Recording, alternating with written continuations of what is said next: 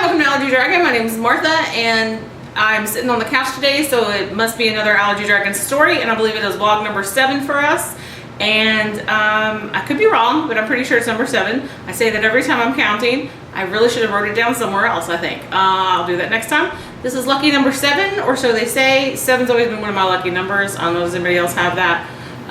Odd numbers are my favorite numbers, so like 3, 7, 13 are like my favorite numbers. Anyway, I'm weird, it's okay. So I digress, and I might do that off and on more so than normal, and that is because I am almost 2 weeks from having had gluten.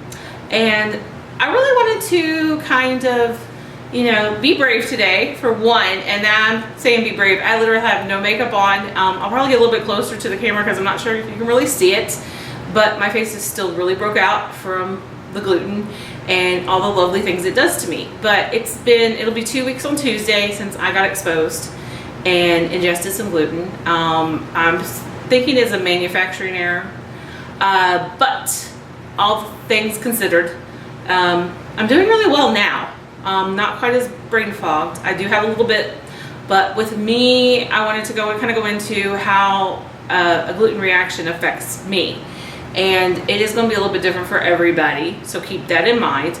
Some people can ingest gluten and have absolutely no symptoms, lucky people, but at the same time they still get damage and to the insides, and they don't necessarily know that they're having that type of damage. It's why this, you know, one of the many reasons celiac disease in America is so underdiagnosed.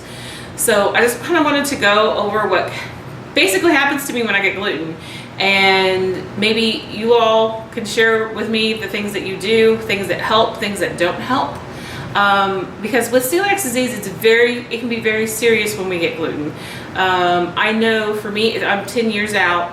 When I get it, it's usually within 15 to 30 minutes I can tell you that I've ingested it. I'm not sure at first if it's an allergic reaction or if it is gluten. But they are very distinctly different when I'm having an allergic reaction versus having gluten. Far as I know, I've never had both at the same time. So that's good. I don't want that to happen, so knock on wood, let's hope that never happens. If anybody else has experienced that, please leave a comment down below, and I want to know if you're okay with that. I mean, how you dealt with that. I mean, that's scary enough having one or the other, but having both at the same time, I don't know. I mean, how will you live through that? Anyway, I digressed again. Gonna do that a couple times. So brain fog is a very real thing for me when I have gluten, but my onset of symptoms, like I said, within 15 to 30 minutes after I have gluten, I know I've gotten it. Usually starts with vomiting. And I should have said also, anybody that doesn't know this, with gluten, if you're new to gluten, having gluten problems, whether you're sensitive to gluten or if you are a celiac like me, it's not pretty. So be forewarned. This is not a pretty conversation. So when I talk about being brave, is I literally have nothing on my face except I did my skincare this morning and I have moisturizer on. Other than that, I don't have any makeup on. And that was just kind of to show people how my face really breaks out. I'll get to that in a minute, and I'll actually get really close to the camera. But what I think is, and I just want to show the true face of someone with celiacs, and this is a lot better than what it was. So is my brain fog. So what ended up happening to me is I ended up ingesting gluten on Tuesday about 11 o'clock-ish is my guesstimation, because within about half an hour after that, between 11:30 and 12, I started feeling bad, and it just got getting worse and worse. So I start vomiting. I start having, you know, diarrhea, horrible gas, stomach pains. I'm pretty much bent over in pain. It's not pretty. The brain fog starts to set in a little bit afterwards, actually, but when it first starts, it's just immediately my face starts to break out. I start to feel itchy, not like itchy with like an allergic reaction, just itchy, and mainly it's on my face. And I think it's because my face predominantly is what breaks out, and it's not really hives. It's more of the, you know, and I'm gonna say it wrong, but that the skin issue that we get with having, you know, gluten, and I cannot say it to save my life right now, and I did not write it down. stupid brain fog. So if you know what I'm trying to say, just kind of put it down in the comments. I'll try to put that in later too as well. Hopefully I will know what I'm talking about by then.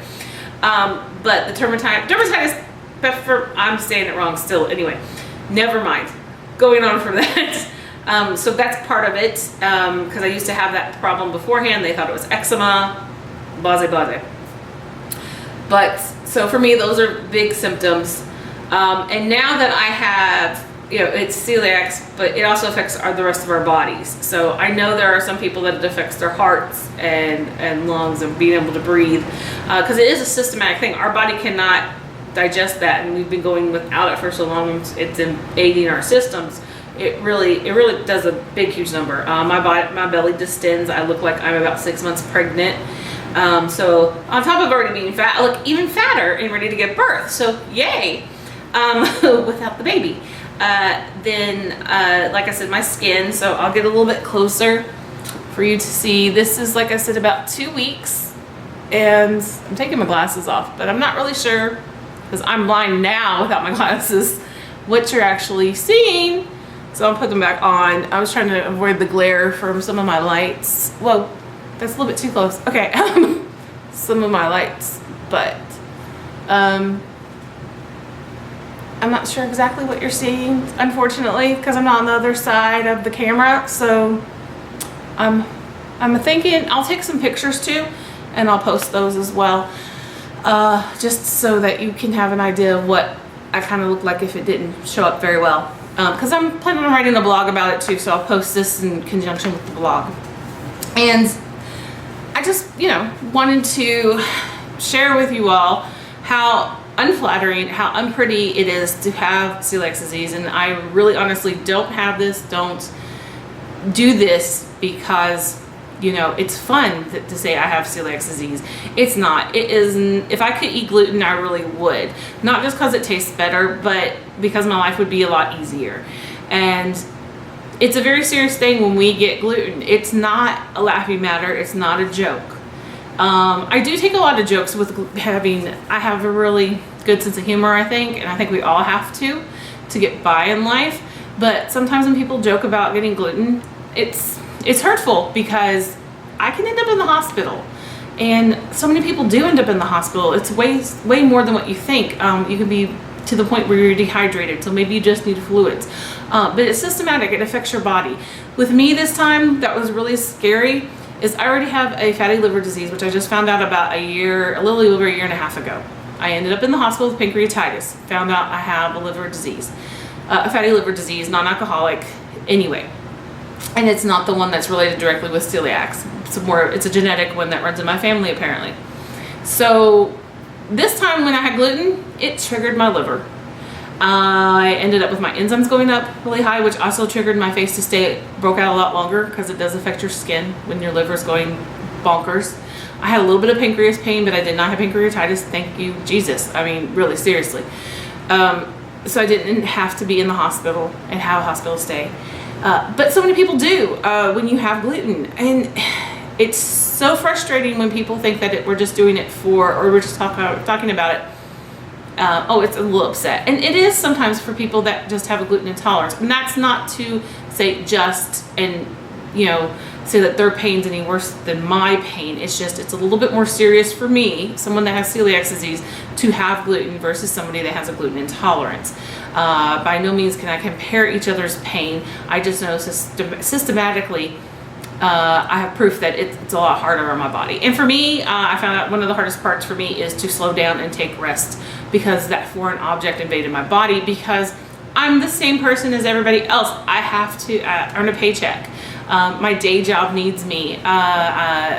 One day maybe I'll be able to do Allergy Dragon full time, but at this point it's not there yet. So I still have my day job, and I still have to show up. I still have kids that I take care of. I have rent to pay. I have bills to pay. And sometimes I don't take care of myself like I should, and that's when I really need to rest. So this time around, it lasted almost 2 weeks, the problem, and one of my lights just totally went out on me. So sorry about that. Butterflies, I tell you, the ADD gets worse with the celiacs whenever I have gluten as well. It's like, whew, I can just be on a rant. So hopefully this video has made sense. I really want to hear from anybody on what do you do to make yourself feel better. For me, usually if it doesn't involve a hospital stay, it's a liquid diet for a couple of days. I didn't do a full liquid diet for the first couple of days like I normally do, and I really paid for it this time. And then with my liver disease, I also have to watch fat and that kind of thing. So then I start back on a GI soft diet and low fat.